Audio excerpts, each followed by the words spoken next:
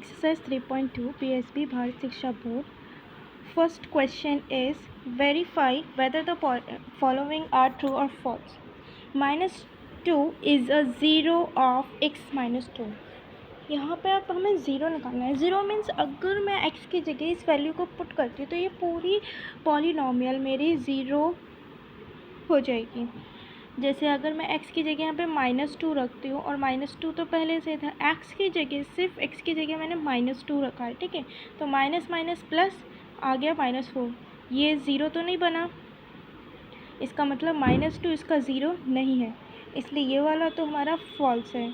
इसके बाद नेक्स्ट वाला 0 and 3 are zeros of.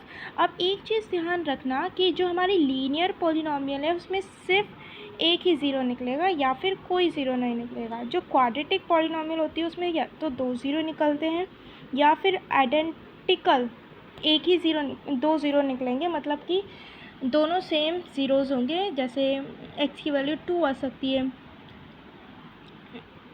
Simple ये है कि एट मोस्ट आपके 2 ज़ीरो निकलेंगे, या तो 0 या 1 या 2, या तो बिल्कुल भी ज़ीरो नहीं होंगे उसके, या फिर 1 होगा या 2 होगा. उसके बाद आपकी क्यूबिक आती है, उसमें एटमोस्ट 3 होते हैं. क्वाड्री पॉलिनॉमियल आ गई, उसमें एटमोस्ट 4 ज़ीरोज़ होंगे. ओके, अब जैसे हमारा ये वाला है 0 और 3, तो अगर मैं यहाँ पे लिखूँ x² - 3x, पहले तो हम इसे फाइंड भी कर सकते हैं. फाइंड कैसे करना है, जैसे स्टार्टिंग वाले का फाइंड करना हो तो x - 2 को 0 के बराबर रखो. ठीक है, इक्वेट कर दिया, इस पॉलिनॉमियल को इक्वेशन में चेंज कर दिया है.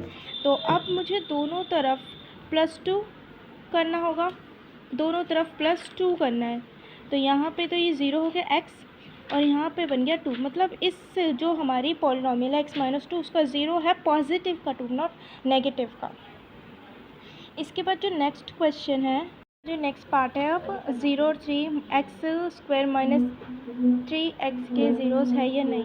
तो x² - 3x, अगर मैं इसमें से x कॉमन ले लूँ बाहर तो x - 3x बचते हैं. यहाँ से हम डायरेक्ट निकाल सकते हैं, x² - 3 बचेगा. ठीक है, इसको 0 के बराबर इक्वेट कर देते हैं.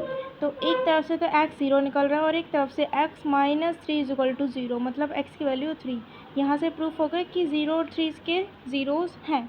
और दूसरा ऑप्शन है, आप इसी पॉलिनॉमियल में x की जगह एक बार 0 रख के देख लो और एक बार 3 रख के देख लो. अगर पूरा पॉलिनॉमियल 0 आ जाता है तो इसका मतलब वो इसके ज़ीरोज़ हैं. ठीक है, इसके बाद आता है आपका ये वाला भी हो गया.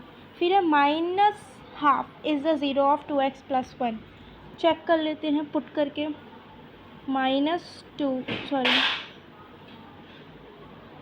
क्या लिखना है, 2x + 1. इसकी जगह क्या आएगा, -1/2 + 1.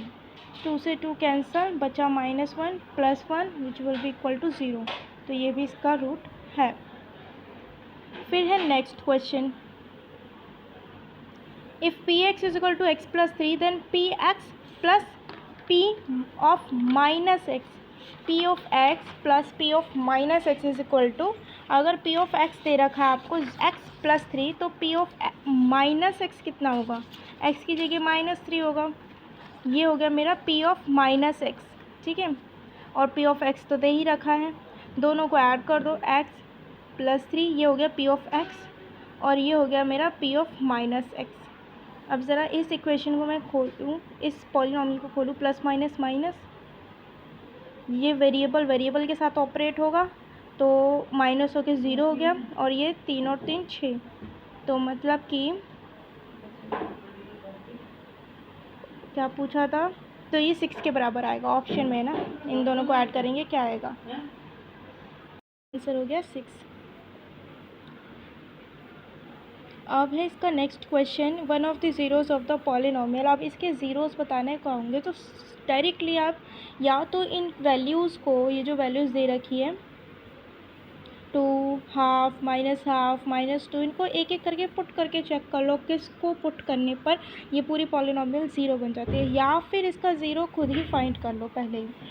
ठीक है, तो ये मेरा पॉलिनॉमियल है, इसको 0 के बराबर इक्वेट करना है. सबसे पहले 0 के बराबर इक्वेट करने के बाद एक तो ऑप्शन है, इसे हम मेथड से करें by splitting the middle term, या फिर दूसरा हमारा क्या मेथड है, इनको एक एक करके पुट करके चेक कर लें x की जगह कि हमारा किसको रखने पर 0 आ रहा है।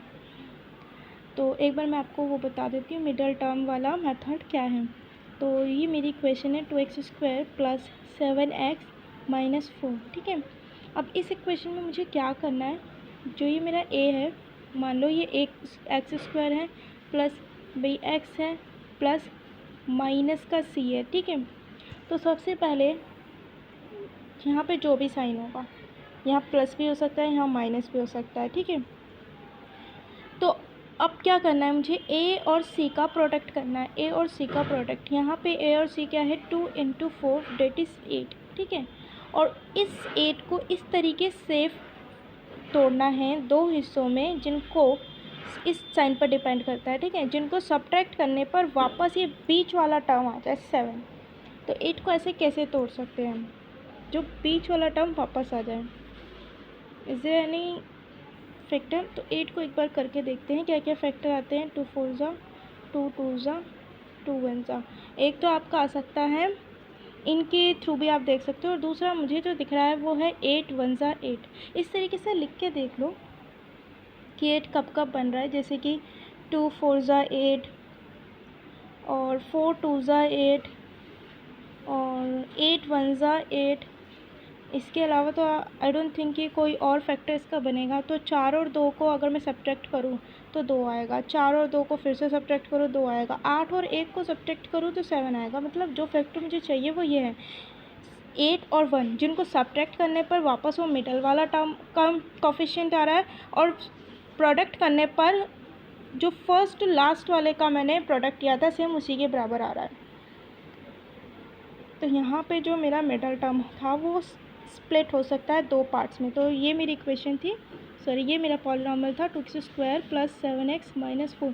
इसको मैं दो हिस्सों में डिवाइड कर रही हूँ। साइन डिपेंड करता है ये जो लास्ट वाला जो मेरा कांस्टेंट है उसके साथ वाला। अगर यहाँ प्लस है तो मेरे फैक्टर प्लस करके 7 आने चाहिए थे, पर यहाँ सब्ट्रैक्ट है तो सब्ट्रैक्ट करके आएंगे 8x माइनस 1x। ये साइन वैसा का वैसे ही रहेगा। इसको ब्रैकेट में रखते हैं ताकि आगे कोई कन्फ्यूज़न ना हो। सबसे पहले तो आपको ब्रैकेट ही ओपन करना है, plus 8x minus x minus 4। अब इन दो में से कॉमन और इन दो में से कॉमन ले लेते हैं। तो इसमें से आएगा 2x x प्लस 4 और यहाँ से आएगा माइनस 1 कॉमन, तो बचा अंदर x प्लस 4। अब इसमें से और इसमें से कॉमन लेना है, तो क्या आएगा कॉमन, दोनों में से दोनों का क्या कॉमन है, x प्लस 4 कॉमन है, अंदर इसका बचा 2x और इसमें से बचा सिर्फ 1। तो यहाँ से अब इसको इक्वेट करते हुए चलना है 0 के बराबर, ठीक है। तो यहाँ से दो टाइप निकले, एक x plus 4 is equal to 0 और दूसरा 2x minus 1 is equal to 0। यहाँ से हमारे दो ज़ीरोज़ निकलेंगे इसके। यहाँ से निकला x is equal to minus 4 और यहाँ से निकला x is equal to plus का 1 डिवाइडेड बाई 2 हाफ। तो दो जो रूट निकले मेरे वो ये थे x माइनस 4 और x इज इक्वल टू 1/2। अब चेक कर लेते हैं इन दोनों में से कोई हमारा ऑप्शन में गिवन है या नहीं है। 4 तो गिवन नहीं है।